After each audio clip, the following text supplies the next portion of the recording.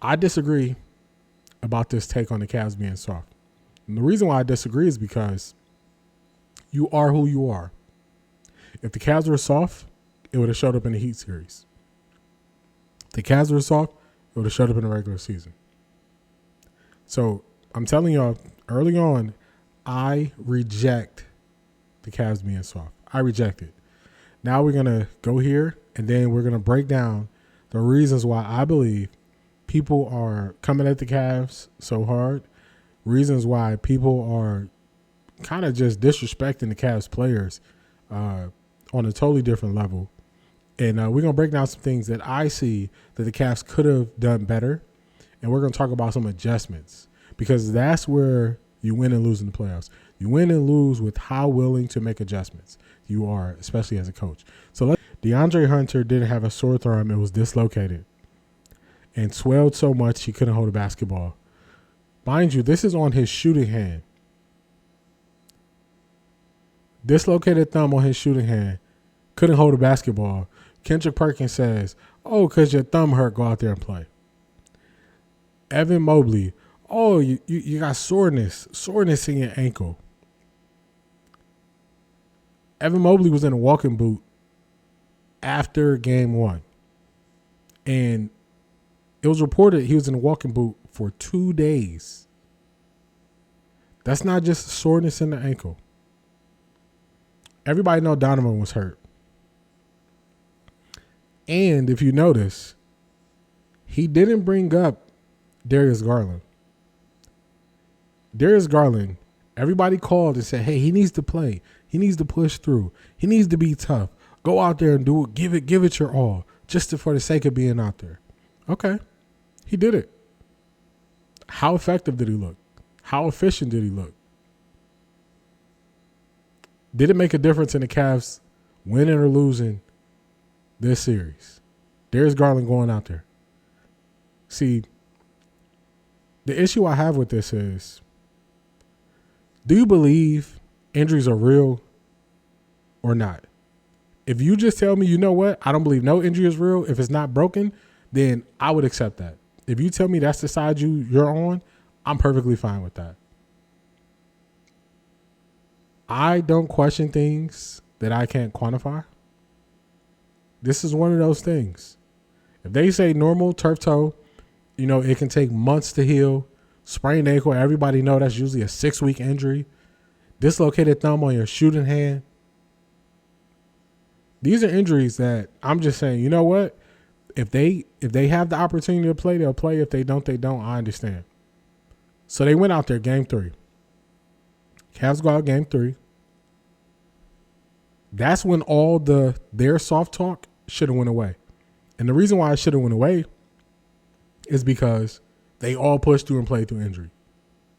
Evan Mobley, if you look at the beginning of game 3, he was just dropping the ball. He just couldn't handle the basketball. They were throwing him soft. He just couldn't handle it. These are ways that you can look at the game and see something's not right. Darius Garland, he was good in the first half. He got those. He was good for the first quarter and a half. He got those fouls. He had to sit on that bench. Second half, he's falling. He's losing his balance. He's not as stable. Doesn't have that quickness, that burst that makes his game special. People just kind of overlooked it because they was doing a lot of questioning Darius Garland. Hunter couldn't make no shots. It was the reverse.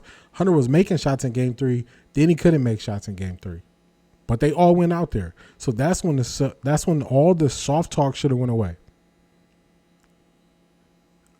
People, and I'm saying this to everybody, people are so upset about the Cavs losing.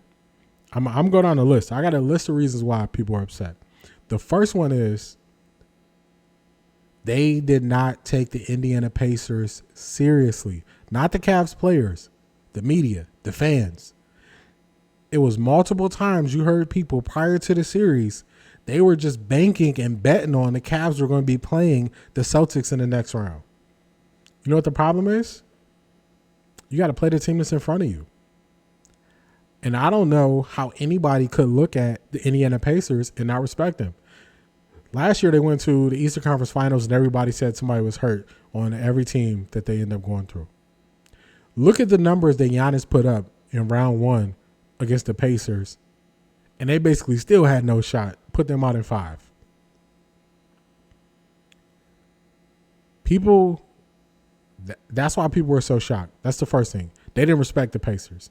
They didn't respect them. They only respected Boston. I heard people say, oh, man, basically you just look at the Cavs, the Celtics, Oklahoma City. They the 3 best teams. They should just get there. The problem is you got to play the games. You got to go out there. In between those white lines, you got to play the games. You don't just get a pass where you just get to jump through and go to the next round. You got to play the games. So if you respected the Pacers, if you watched the Pacers against Milwaukee, you would have saw their pace. Their pace gives people problems. Every make or miss, they're running. They're running. They getting up court. What are they doing? They play almost 10 guys. They're tiring you out. So the shorter your rotation is, the faster you're going to burn out. Game 3, 4, 5. You done. You toast. What happened? Game 2, Donovan was super gassed. And everybody said, oh, he was exaggerating. No, he was gassed. They won game 3, and everybody thought, man, we figured them out. All it took for us was to run a zone and put Evan Mobley at the top of the zone, and they can't do nothing with it. 48 hours later, they go play game 4. We down by 40 after the first half. The zone, you can't lean on the zone like that, like they can't crack it. Defense in the playoffs is about you deciding what you're going to take away. What are you going to take away from the Pacers? What do the Pacers want to do? The Pacers want to collapse the defense, shoot corner threes because those are the shortest threes. That's their first choice. If they had their first choice, that's what they would do every single time down. What did the Cavs do to try to take that away? They went to the zone, put Evan Mobley at the top. The way you attack in the zone is you go right to you get to the free throw line. Everybody's natural basketball instincts kick in. And the way that they've defended basketball there since they was little kids. Don't give up no layups. Don't give up no layups. But what does that lead to? Open corner threes. So we're not taking away the number one thing they want to do. And at the flip side of that is they're running and we getting more gas and more gas and more gas. Those are my two things. Didn't respect the Pacers. We didn't take away anything they wanted to do. In the playoffs, you have to take away something if you want to win. You're not going to take away everything. You're not going to hold a team to 0, but you have to take away something that they really like to do. We weren't able to do that. That's on the defensive end. So a lot of people just talk about the shots that we missed, but they're not talking about the defensive end and what they wanted to do. I would have preferred Halliburton score 50 than Halliburton having, double-digit assists. How long is it going to take Halliburton to score 30 versus him hitting it to, guys and them getting wide open threes and, he get 30 points with assists? Well, that's 10 possessions. If he's getting twos, it's going to take him 15 possessions just to get 30. But we couldn't do that with the type of defense we ran. What else happened? The Cavs went through very long stretches in this entire series. They could not score a point. And there was two things that was happening at the same time. One of the things that was happening when the Cavs couldn't score, the Pacers' pace. In game 1 and 2, you're not really thinking about the pace that much. But when you have a couple games under your belt and you have these long dry spells of not being able to score, by the time game 4 is here, that pace is catching up with you where you're second guessing. the shots that you take, or you're rushing shots because you know you got to get a score, because how fast they get back and score. And the Cavs had, I think they went in game 5, they had a stretch. Might have been about 6 or 7 minutes. They couldn't score. How long did they go in the second quarter of game 4 in Indiana without scoring? I think they had like a 6 or 7 minute stretch of not making any field goals in that game. The Cavs need a go-to play when all else fails. If you're wondering what a go-to play is when all else fails, watch the Denver Nuggets. They play game 7 tomorrow. Win, lose, or draw, the game on the line, if they're trying to put somebody out of a game, or if they are trying to win a game at the end of the game, what play they running? High pick and roll. Jokic, Jamal Murray, they've been running it since before they won the championship game. Everybody know that's coming. And when they really need a bucket, that's what they go to. And they say, pick your poison. It's cool. Go up under. Jamal Murray shoot the 3. Show hard. We're going to throw it to Jokic as he's rolling. Let him make the decision from there. What's the problem if Jokic is the roller because you do a hard show on Jamal? What happens to the defense? You're going to have somebody. You're going to have one of the wing guys, usually Gordon. He's going to be slashing from the 3-point line at the same time that they're collapsing the defense on Jokic. Easy dunk. That's the 3 levels of that play that they run whenever they need a bucket. What play do the Cavs run when they need a bucket? Don't worry. I'll wait.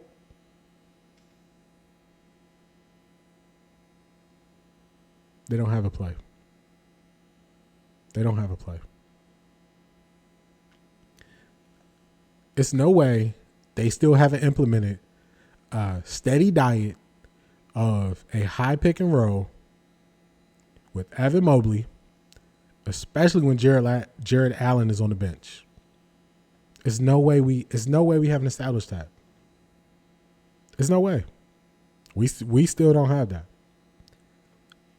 Next thing. I already talked about the zone. I got a little list because I want to make sure I didn't forget nothing, because it was all these things that I saw that we could have done differently that we just didn't do. What adjustments, when we got smacked in game 4, what adjustments did we make going into game 5? What are some adjustments we could have made? DeAndre Hunter could have been inserted into the starting lineup with Jared Allen going to the bench. What does it take? What type of coach do you need to make that decision? Jared Allen's been starting all these games. He got his, so many game streak going of him starting. You know how hard it is for you to be like, man, hey, you can't start. Why would it make sense to start Hunter over Allen? Why would that make sense? It makes sense on offense. Let's go offense first.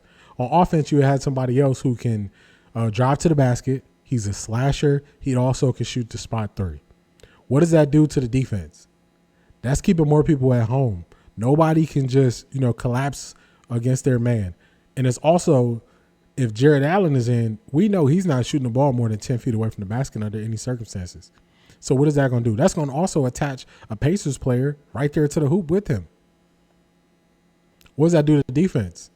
Once they dismantled the zone so bad, you can switch. Switch. No double teams. No collapsing on anybody. The problem that we ran into with the zone was, instead of them just doing like a lot of teams do and hunting out a player that we always wanted to attack, and then just attacking that player like the Celtics were doing with Darius Garland, they just created conflicts as soon as they got into the paint. TJ McConnell, they talked to him after game, I think it might have been halftime of game 4 or after game 4. And he said, oh, man, I was just in there to tear stuff up. I was just in there to attack the zone, wreck it up, just wreck up the zone. Because then when you are the zone, you want people scrambling. The problem is when they're forced to scramble on offense, you do swing, swing, swing. Where does it end up? Corner 3. That's the main thing they want from their offense. So the thing that we think we're taking away, so they can't hunt one of our guys, we are opening up the number one thing that they want to do. So you see how it was other things that we should have done, but it takes a strong coach to say, Jared Allen, we got to sit you down. Jared Allen and Evan Mobley should not have been on the court at the same time, especially once we got to Game 5. Once we got to Game 5, Jared Allen should have came off the bench. Evan Mobley and Jared Allen should never been on the court at the same time. We should have kept one big, and we should have switched on screens, pick and rolls, whatever. Jared Allen, if that means you out there on the island, force him to try to drive past you, because we rather give up the twos. We want to give up the layups. We don't want to keep giving wide open threes to corner shooters. That's not what we want to do. That's what they want. So you want to take that away. We weren't able to take it away. Tempo, tempo, tempo. Have y'all ever seen like when it's two guys about to fight and then one guy just hits a guy in the pressure point? You used to see this a lot in karate. You know, you see him hit that pressure point and then the dude just fall. That's what happened. That's what the Pacers' tempo did to the Cavs. They sped the Cavs up. By games 4 and 5, the Cavs took so many rushed long jumpers, it didn't make sense. And we're just feeding the Pacers for everything they want to do. A team that wants to get out and run, why are you taking contested long jump shots or long jumpers, long threes, only setting them up to get out and run? It makes no sense. So we're not taking away nothing they want to do on offense. We're actually, the way we're running our offense is setting up their offense based on what they want to do. So it was just all these different things where you're just like, the Cavs are not going to beat this team this year. So in open, I was saying, I saw something in the series, even though we won game 3, and I never made another video about the Cavs series because I was like, we are falling into their trap. And we are also always behind the 8 ball. So I like airplanes. Let me tell y'all something that, pilots talk about. I'm not a pilot. I watch a ton of stuff. I would love to get my private pilot license one day. Love to have an airplane one day. You do all these things before you take off, especially with your route, your plan and everything, so you're always ahead of the airplane. When you get behind the airplane, you're making too many major decisions on the spot. And that's what they did. The Cavs losing game 1 and then the way they lost game 2, we were behind the 8 ball and we couldn't get back ahead. The only way the Cavs were able to get back ahead was if we left Indiana 2-2. That was the only way.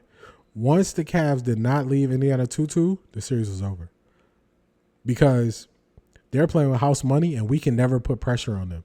And then when it was going to be some pressure on them, they used a sledgehammer to kill a gnat in game 4. And I'm just watching this and I'm like, man, they're not going to make it out this series. So if you're one of the people where I reviewed you speaking on the Cavs throughout this series, I challenge you. Just refute anything I said about what the Cavs could have done differently in this series. Because a lot of times when people question things, when they go to the toughness, when they go to the Cavs are soft thing, you rarely hear them talk about real things that the team can do to be better and to play better and to perform better. So that's why I just wanted to do this long breakdown of things that I saw that the Cavs could have did better, or they could have adjusted, or they could have adapted to make this a series. And once it didn't happen, I didn't want to be negative Nancy speaking on the home team. So I just say, you know what? I'm going to let it be. I'll speak on this series after the series is over. Because then, you just get all the hate comments. You don't believe. You don't have a hope. What happened to us? Just like in Mario Brothers, we lost. So that's my take on the Cavs. Actually, that's not. I'm not done with the Cavs yet. A lot of people were saying you got to break this team up. Oh, it's done. Blow the team up. I don't agree to that. And the reason why I don't agree is because the person that people are saying move, they're saying move Jared Allen. Jared Allen is making $20 million a year for like the next 2 or 3 years. We're not going to find a big who can get us that much further than what Jared Allen gives us for $20 million. So that's part of the reason I wouldn't break it up. I would definitely have long talks with Jared Allen and say, when the playoffs get here, you got to be okay with, we might not start you every game, and we're going to go series to series, and we're going to adapt based on the series. And you got to accept it, and it's not anything personal, but you've seen championship coaches adapt based on the series that they're in. They might start 2 bigs. They might start 1 big. You've seen Tyronn Lue actually go very small and not even start a big at times because they were trying to throw things off. So I think that's what we should do. And I think Kenny Atchison, don't be afraid to do that. And also let me speak on Ty Jerome. Ty Jerome, everybody was clowning him. They were down on him. I was down on him. I think that this is going to be a good thing for him in the long run. And then also that full court press, too many times when you know they're pressing you full court, he was never trying to get a running start because he doesn't have the foot speed of some of these guys. And their lateral quickness was too much. And that was another part of the tempo that was killing the Cavs, where Ty Jerome couldn't get the ball past half court. So then we're already behind the 8 ball again once we get into our half court set. You should never be this close to so many 8-second violations in playoff basketball. It shouldn't happen. So you have to start doing something differently. Guys got to start back. The bigs got to come back and set the screen. Evan Mobley got to stay back, set the screen. Set the screen or bring the ball up court. You got to adapt. It shouldn't be an issue getting the ball past half court. So that's my full take, all my takes on the Cavs for now. We might get back to them, another time, maybe later. But shout out to everybody for being here. Shout out to y'all for listening to, my long-winded view of what I think the Cavs could have done better. So